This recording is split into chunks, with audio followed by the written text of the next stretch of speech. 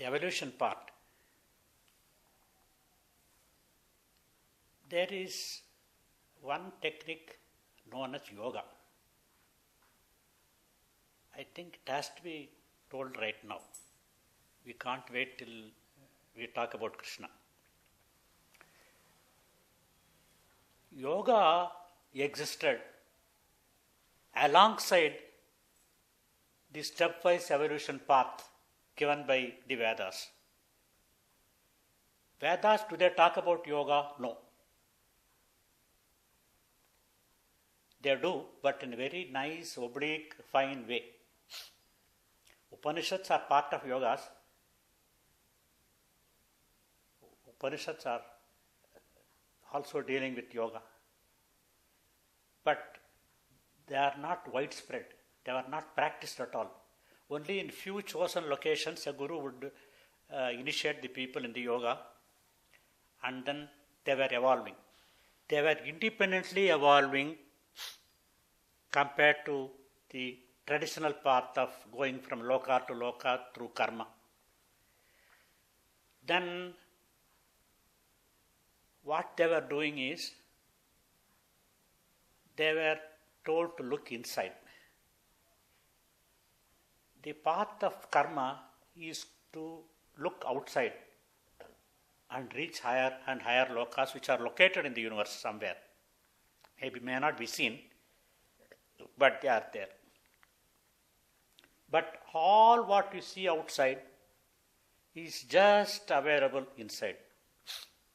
Every loka, every god, everything is inside. The yoga asks you to search them inside and reach the location where you want to reach. If you want to reach only higher lokas, right. If you want to reach the origin of the universe, like Sadashiva, go to the heart center. Heart center is the ultimate destination point in yoga. There are other points within you where you may reach a certain level. Maybe some Brahma Loka, maybe Vishnu Loka or Rudra Loka. All are higher planes of existence, but ultimate thing is where you merge your ego into the heart center. So, the dhyana with which you are initiated is initiated to take you to the highest point, to the ultimate goal. That's the Sadashiva Tattva itself. That is present in you at the heart center. So, they were practiced in few pockets, and it is not widely known. And there also,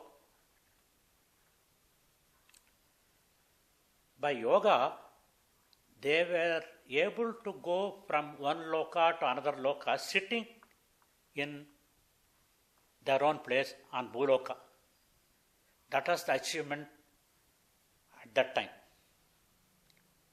What Krishna did was, he constituted a body with which he could view all lokas and reach all lokas. Not only that, go beyond all lokas, sitting on earth. Such a body he constituted, he fabricated himself. And he said, those who take me as a guru would get the same capability. So, you don't have to do yajnas and all that to go step by step and reach Brahma and then go. You can sit here and take Krishna as the guru and follow the path of yoga and reach the same place sitting right here. That capability was the boon given by Krishna to the world. Call anything is a big boon. That was not sufficient. Who will do that? The decision is to bring the creation to a grinding halt. All this would evolve 4 fellows or 5 fellows. There are some 130 million, billion people. This won't work. So there should be a mass method. massive method to see that things are done. So ultimately, I cannot guess now today there can be any easier way. We think almost this is the easiest way, Guruji sitting in you and evolving you and then finishing you off in 1 or 2 births. But could there be any easier way to take care of more number of people? Can that number be increased? Suppose if he is doing with some 500 people, let us say, I don't know the number exactly, maybe 500 is set just like that. Can it be made 500 to 5,000 or 5 lakhs? Is there a way? Is it going to be done in future? We don't. It looks as though they are going to do it.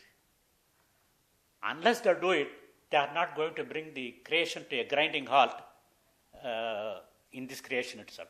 What they are proposing to do, we have no idea. But it will be done.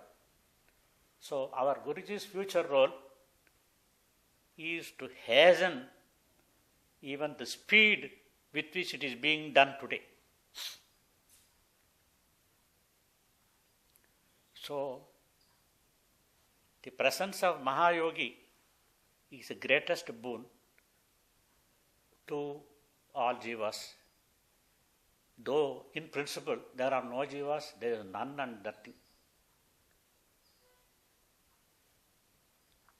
There is only Sadashiva and there is only Mahayogi sitting by his side.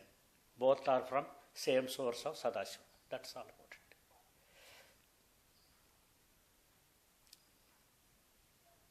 So, Krishna's role was very significant in the creation itself. In fact, Guruji said, Krishna is a personality. Such a personality never walked on the face of the earth any time earlier, nor going to come any time in future. He is one of his kind. He is going to be subject matter of research for the coming centuries. So little is known about him. People talk about his Rasa Krida or small things that he had been doing in his childhood. Maybe talk only one thing about Bhagavad Gita. That's all about it. But what has he done to do the spiritual evolution in an easy way for everyone, extend the facility to everyone?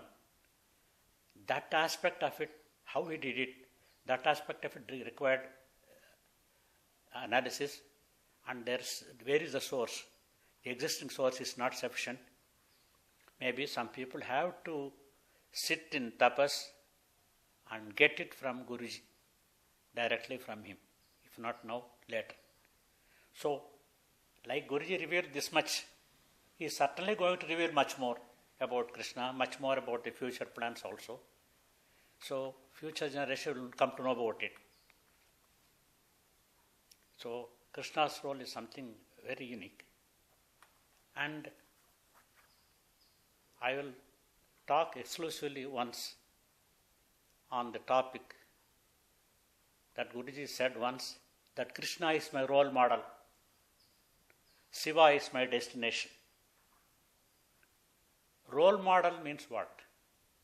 Role model means all the characteristics of the original can be studied from studying the role model. Usually what we do in engineering is, suppose we want to study how a plane works with a super Mach 2.2 speed in the atmosphere, we make a small model of 6 inches long and put it in the wind tunnel and generate a wind which is Mach 0.2 and then study how the plane works. Then this is known as a model. The real plane is known as prototype. So we study all what would happen to the prototype by studying the model in a laboratory. So Krishna is my model means what? All what you know about Krishna, know about him. Remember, they are all pertaining to me also equally. And Krishna is better known than Guruji in the world. Puranas have been written about him, and then cinemas have been taken about him, and so many people have written so many poems, stories, songs, and all that. And at least in each one there is something small thing is revealed. So all of that pertain to him equally, and much more maybe. So he is going to be the future topic of research, Krishna. So also is Guruji. So if you want to study Guruji and understand him, his working, you should study about Krishna much more and more. Studying would not give you that much result as the tapas. So those who would like to know more about Krishna should meditate on Krishna, and he will reveal what he wanted to do, what he was, and the same thing could be applied to Guruji. It's not as though Guruji will not reveal. He will also reveal if you do tapas, but this is one way I said. So the creation is really indebted to these two personalities, Mahayogi on one side, Krishna on the other side. Now you don't have to consider both of them as two different entities. They have become one, and so one entity is what manages the whole evolution part of the creation. That's it.